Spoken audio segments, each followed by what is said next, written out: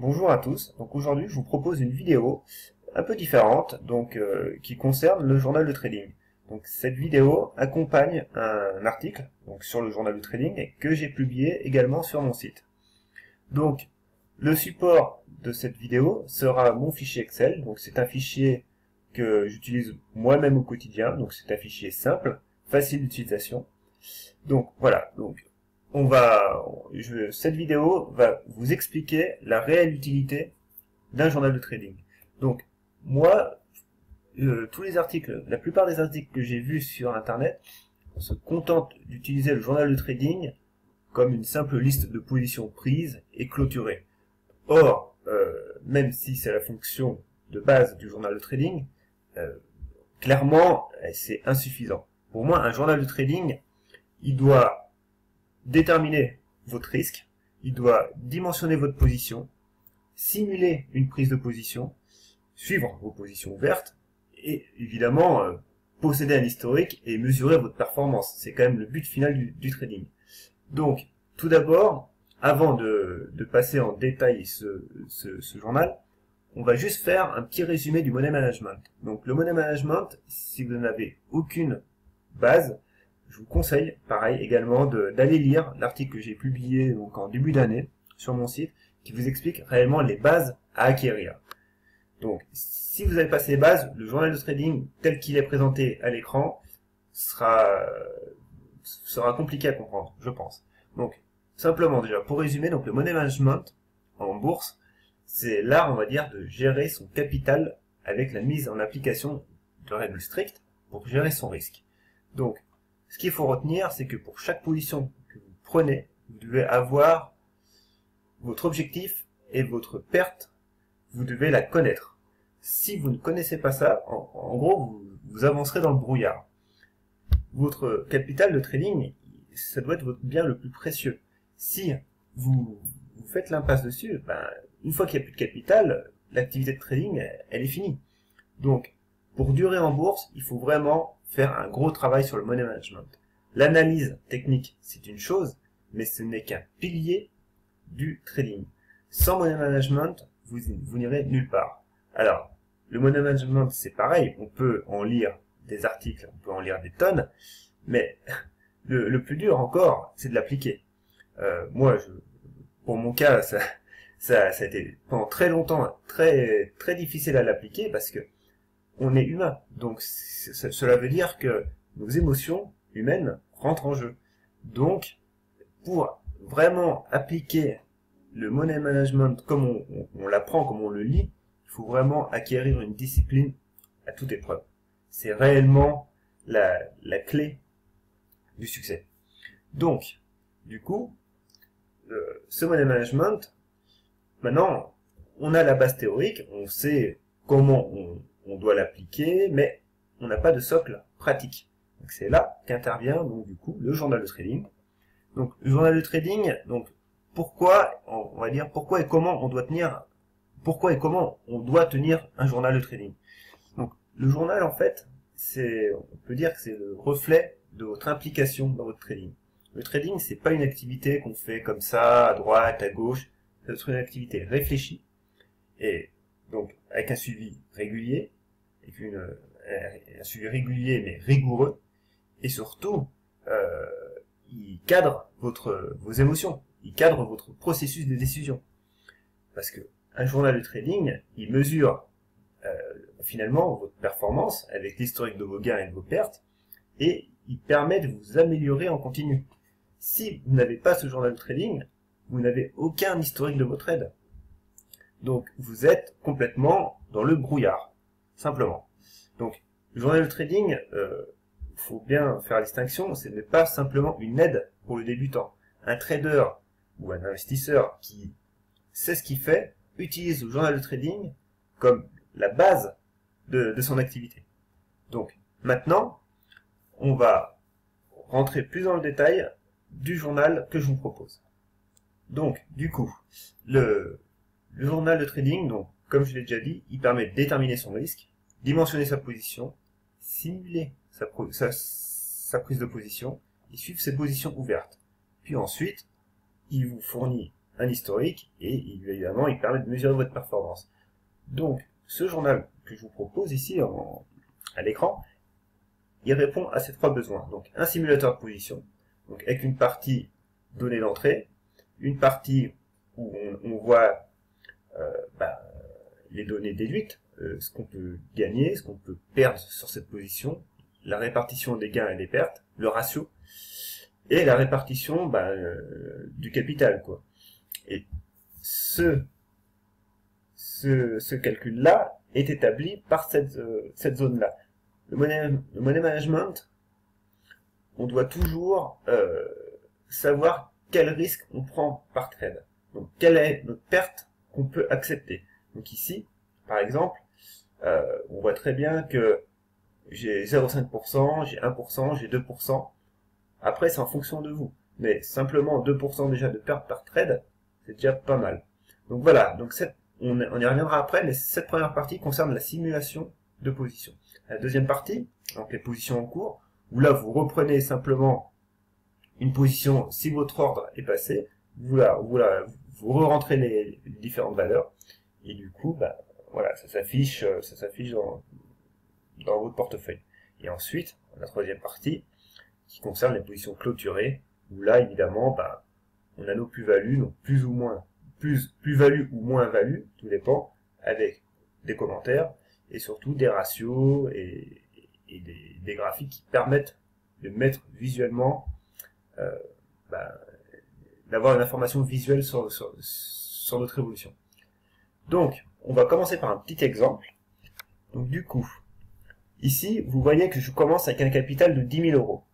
Donc 10 000 euros, c'est un exemple. Ici, mes frais de courtage sont de 0,90 centimes jusqu'à 500 euros, et après, ça passe à 1,90 € pour au-dessus de 500. Bon, c'est un exemple, c'est l'exemple que j'ai moi chez Bourse Direct. Donc du coup, on voit très bien que pour un risque à 0,5%, sur un capital de 10 000 euros, on risque 50 euros. Donc ce qui veut dire que, par exemple, si je prends une valeur ABC, je vais en prendre, on va dire, 49, avec une entrée à 10 euros, un stop loss, on va dire, qui est déterminé graphiquement, hein. Donc vous avez fait au préalable votre analyse graphique, on le détermine à 9, et on se dit que comme premier objectif, ouais, on est à 15 euros. Donc on voit très bien que le risque qui s'affiche, il correspond à 50 euros. 50 euros, donc du coup, si pour une raison X ou Y, le trade ne part pas dans la bonne direction, et je me fais taper à 9 euros, j'aurais perdu 50 euros. 50 euros, ces 50 euros correspondent à mon 0,5% du risque. Donc j'aurais perdu 50 euros. On voit très bien, donc du coup, montant brut, montant net, donc avec les frais. N'omettez jamais les frais de courtage, très important. Ensuite, vous avez le pourcentage de gain, pourcentage de perte. Donc voilà, donc si je me fais toucher à 9 euros, j'ai 10% de perte. Le ratio, donc un ratio, il faut essayer d'avoir un ratio au-dessus de 2, généralement, comme ça l'espérance de gain quand même est plus élevée. Donc ici, 4,9, c'est très bon. Et du coup, je suis quasiment 5% de répartition de mon portefeuille.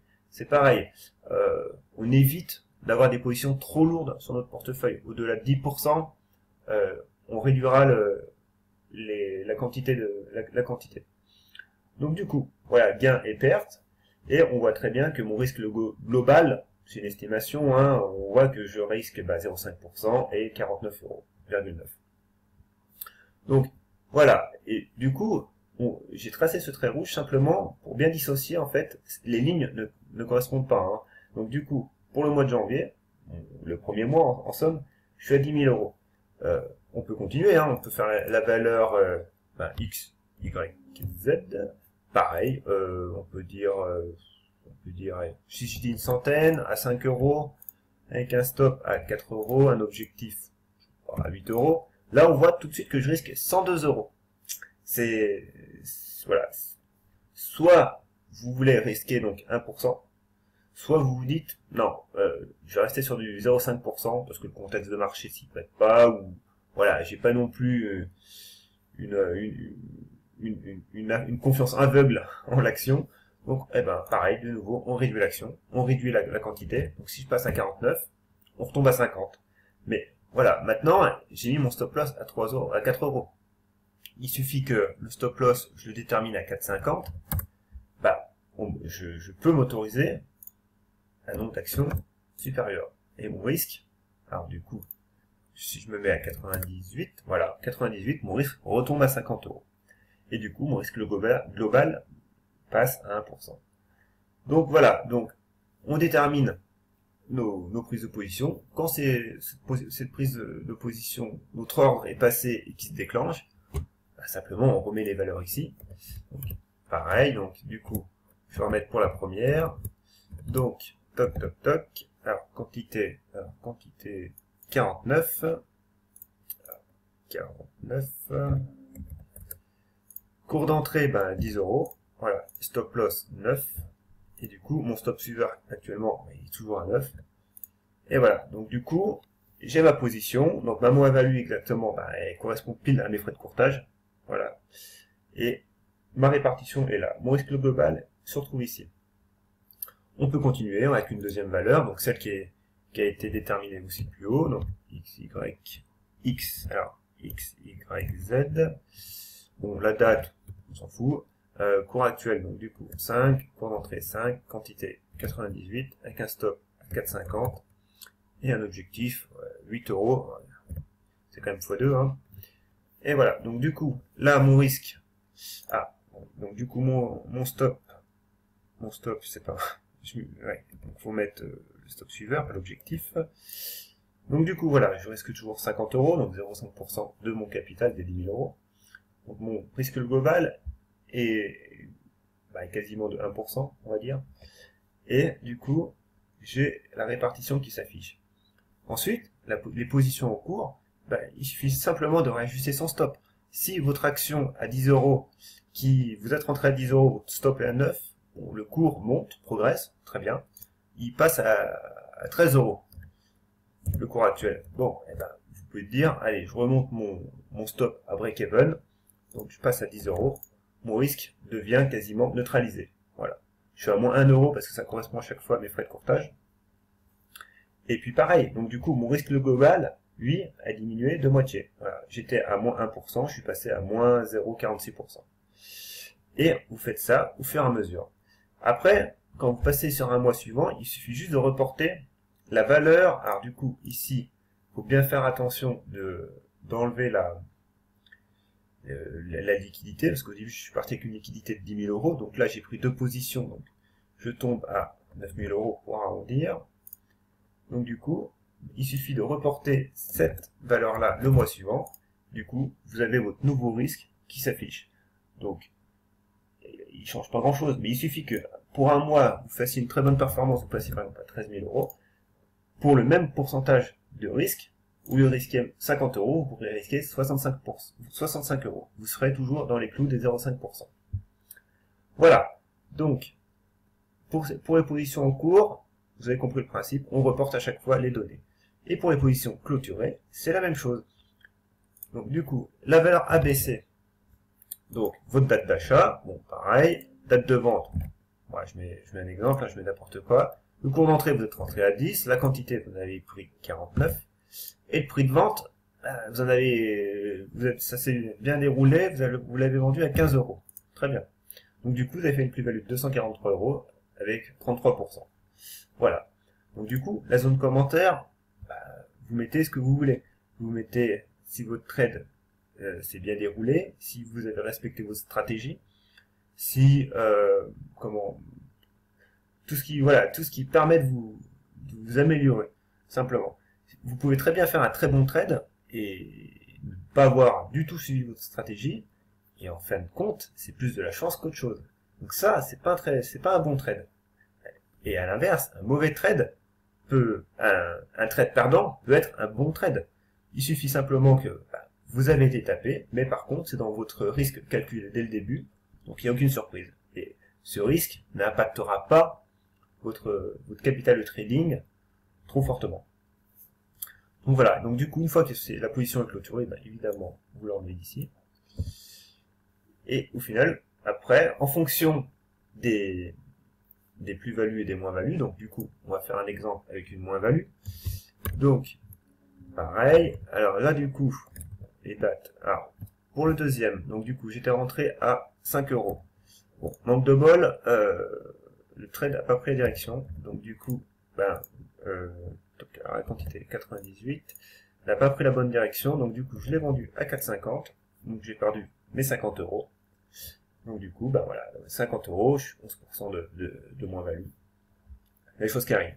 Du coup, maintenant, ce qui devient intéressant, c'est que vous pouvez voir les différents indicateurs. Donc il y a le ratio gain-perte.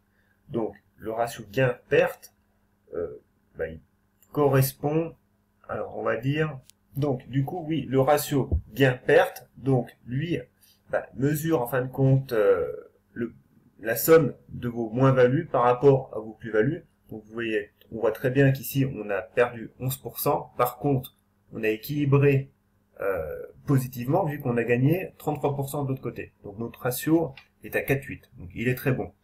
On voit très bien que le taux de réussite, lui, est à 50%. Bah oui, on a eu un trade gagnant et un trade perdant. Donc, ce taux de réussite, il faut se méfier, on peut très bien avoir 8 ou 9 trades perdants et avoir un seul gros trade qui explose tout.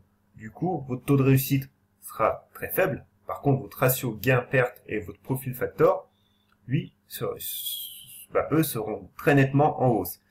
Et votre max drawdown, lui, en fait, il mesure le risque que vous prenez. Donc, là, déjà, on voit que je suis quand même à 23%. Ce qui veut dire que, pour gagner 33%, je me suis exposé à une perte de 11%. Donc, voilà. Donc, il faut toujours être le plus régulier dans son trading et surtout, gagner gros et perdre petit. C'est le reflet du max drawdown. Du coup, les deux graphiques. Donc, les deux graphiques, on voit très bien que, le ratio gain-perte, donc avec un histogramme, et la valorisation de notre portefeuille au fil du temps. Donc voilà, donc ce journal de trading, pour résumer, il comporte 3 parties. Une partie simulation, avec une partie où on entre nos données, les données qu'on a établies de par notre analyse graphique et chartiste.